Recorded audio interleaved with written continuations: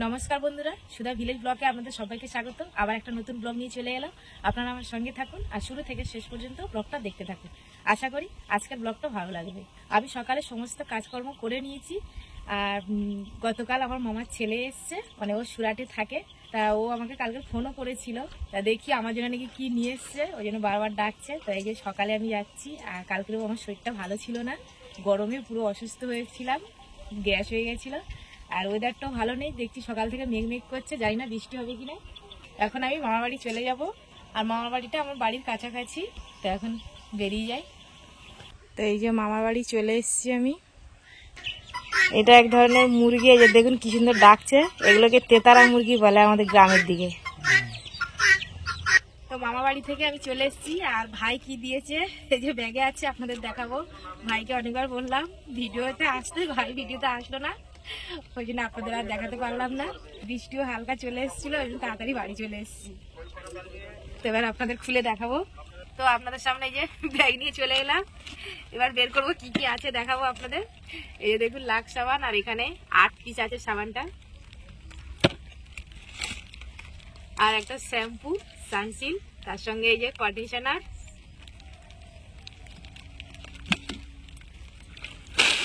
একটা চকলেটের প্যাকেট, আর এটা এই যে ফেস ওয়াশ, নিম ফেস ওয়াশ দিয়েছে, হিমালয়া।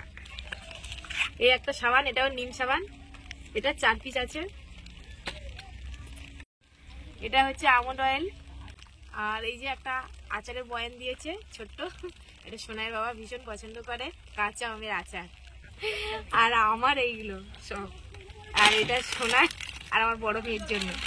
তো এইগুলোই মোট দিয়েছে। আর ভাই ভীষণ আমাকে ভালোবাসে, সত্যি আমি খুব খুশি। ভাই খুব খুশি হয়েছি আমি। ভাইও আমার ভিডিওগুলো দেখে। আর আপনাদের কেমন লাগলো আপনারা নিশ্চয়ই কমেন্ট করে আমাকে বলবেন। তো এখন ব্যাগে এইগুলো সব গুছিয়ে নিয়েছি। এবার দেখি কি রান্না করি দুপুরে। তো এবার পুকুর থেকে মাছ ধরে নেবো দুপুরবেলা রান্না করার জন্য। ভাইয়ের দেওয়া জিনিসগুলো গুছিয়ে রেখে দিয়েছি, দিয়ে আর এই যে পুকুর থেকে একটা সাইপন মাছ ধরে নিয়েছি। শরীর তো প্রচুর দুর্বল, ওই জন্য ওই মাছটা ধরলাম। আর কাঁচকলা আলু দিয়ে রান্না করব আজকে। আর মাছটা কেটে দেখবো মাছটা ডিম আছে না চর্বি আছে সেটা দেখবো। এই মাছটা আমি কাটতে বসে গেছি। এই দেখুন মাছটা কত বড়, তখন বালতির ভিতর ছিল, এখন বাইরে বের করে নিয়েছি। এত বড় মাছ ধরে কাটতেই পারছি না। এই দেখুন না, কানকো থেকে রক্ত বেরোচ্ছে। আমি মাছের পাখনাগুলো কেটে নিয়েছি, নিয়ে আর এই যে আঁশগুলো কাটছি। আর আঁশগুলো দেখুন কত বড় বড়, মনে হচ্ছে যেন 5 টাকার কয়েনের মতো। কাটতেও খুব অসুবিধা হচ্ছে, অনেকটা বড় মাছ। মাছটা আমি আঁশ ছাড়িয়ে নিয়েছি, এবার আমি পিস পিস করে কেটে নেবো। আর এর পেটের ভিতরে দেখবো ডিম আছে না চর্বি আছে। এই দেখুন চর্বি আছে।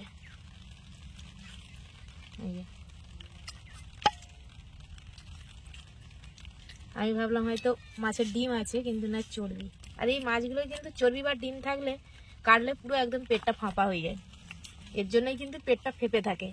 মাছটা দেখতেও খুব ভালো লাগে। ভালো করে পরিষ্কার করে ধুয়ে নিতে হবে। কতটা চর্বি হয়েছে দেখুন, পুরো ছোট বাটির 1 বাটি। তো মাছটা আমি এইভাবে পেটি বের করে নেবো।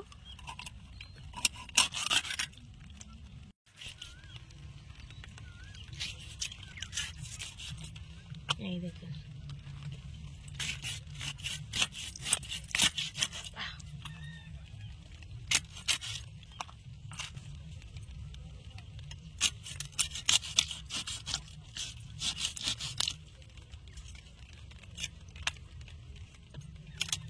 এই দেখুন এই পিসগুলো হয়েছে।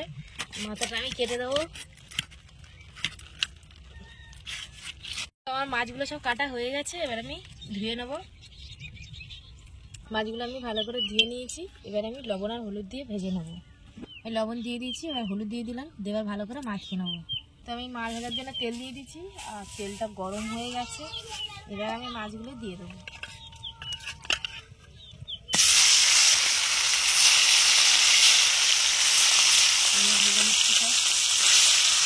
তেলে দিয়ে দিলাম। তো আমার মাছটা ভাজা হয়ে গেছে, এবার আমি তুলে নেবো। সমস্ত মাছ আমার ভাজা হয়ে গেলে আর এই যে আমি তুলে নিচ্ছি। আর এদিকে আমি এই যে কাঁচকলা আলু কেটে নিয়েছি। এখন মাছের তেলটাও ভেজে নেব, একটু ভাজা করে নেবো। আর একটু কুমড়ো কেটেছি, কুমড়োটাও ছোলা দিয়ে রান্না করবো। আগে আমি কুমড়োর তরকারিটা বানিয়ে নিয়েছি, আর এই যে এবার মাছের ঝোলটা বানাচ্ছি। আর এই গরমে একটু কাঁচা কলার তরকারি খাচ্ছি, ওই জন্য পাতলা ঝোল বানিয়ে। ভালো করে আমি কাঁচকলার আলুটা কষিয়ে নিয়েছি, আর আমি জলও দিয়ে দিয়েছি, ফুটে গেছে। এবার আমি মাছটা দিয়ে দেবো। তো আমার রান্নাটা হয়ে গেছে, আর ধনে জিরে বাটাটাও দিয়ে দিয়েছি। এবার আমি নামিয়ে নেবো। তো ভাত বেড়ে নিয়েছি, আর এই যে এবার আমরা সবাই খেতে বসেছি। আর এই যে মাছের ঝোল কাঁচকলা আলু দিয়ে করে নিয়েছি, আর এটা কুমড়ো আলু ছোলা দিয়ে তরকারি। তো এবার আমরা সবাই খাবো। আমি গরু ছাগল নিয়ে চলে এসেছি, ছাগলগুলো সব ওইদিকে পাড়ে খাচ্ছে। আর এই যে ঘাস কেটে এনে দিয়েছি, একটু ঘাস খাবে। এখন মাঠে সেরকম ঘাস নেই, এই যে দেখুন খাবার জন্য কি করছে শুনে দেখুন। খড় দিই, খড় খেতে চায় না, ও শুধু কাঁচা ঘাস খাবে। আর পেটে বাচ্চা আছে, ওই জন্যই ওকে একটু কাঁচা ঘাস খাওয়াই, সবজি খোসা এগুলো দিই। আর আজকের ওয়েদারটা সকাল থেকে একদম ভালো নেই। দুপুরবেলা একটু বৃষ্টি হচ্ছিল, আর এখনো পর্যন্ত মেঘটা পুরো অন্ধকার করে আছে। আর আমাদের পাড়াতেই কীর্তন হচ্ছে, ভাবছি একটু রাত্রের দিকে যাব। আর ব্লগটা বেশি বড় করব না, আজকের ব্লগটা এখানে শেষ করছি। যদি ব্লগটি ভালো লাগে সাবস্ক্রাইব, লাইক, কমেন্ট, শেয়ার করবেন। আর আমার পাশে থেকে আমাকে সাপোর্ট করবেন। যারা আমার ফেসবুক পেজে ভিডিওটা দেখছেন পেজটিকে ফলো করবেন। সবাই ভালো থাকবেন।